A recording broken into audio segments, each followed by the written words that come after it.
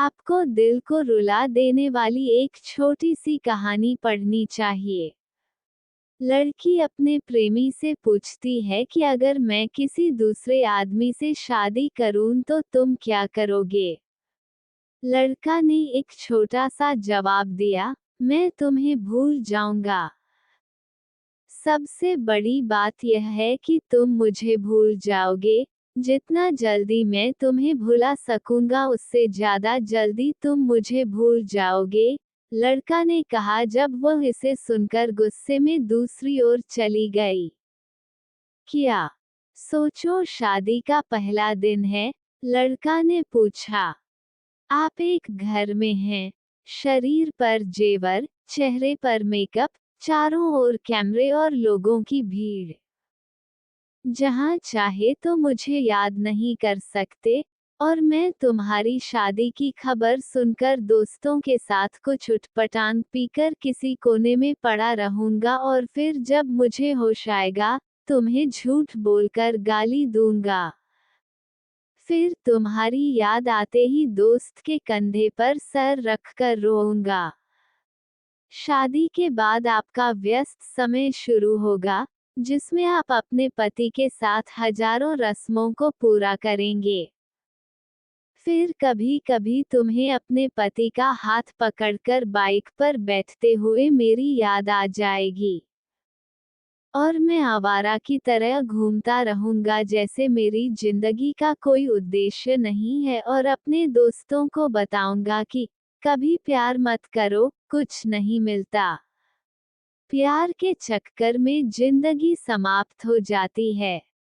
बाद में आप पति के साथ हनीमून पर जाएंगे, नया घर खरीदेंगे, नई जिम्मेदारियां लेंगे और अचानक मेरी याद आ जाएगी और आप सोचेंगे, मेरी खुशी की दुआ मांगते हुए वापस अपने परिवार में व्यस्त हो जाओगी, पता नहीं कब होगा।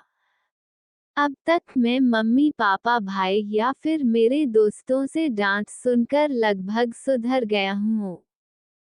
सोचा कि अब कुछ करना चाहिए, एक सुंदर लड़की से शादी करके तुम्हें भी दिखाना है और सबको बताना है कि मैंने तुम्हें भुला दिया है। फिर भी मैं आधी रात को तुम्हारे संदेशों को खोजकर पढ़ूंगा और सोचूंगा कि शायद मेरे प्यार में कोई कमी थी जो तुम्हें फिर से नहीं पा सका। फिर मैं अपने दुख को कम करने की कोशिश करूंगा 2 साल बाद। अब तुम कोई प्रेमिका या नई दुल्हन नहीं रही हो। अब तुम हैश मां बन चुकी हो। अब तुम अपने बच्चे के लिए सोचोगी।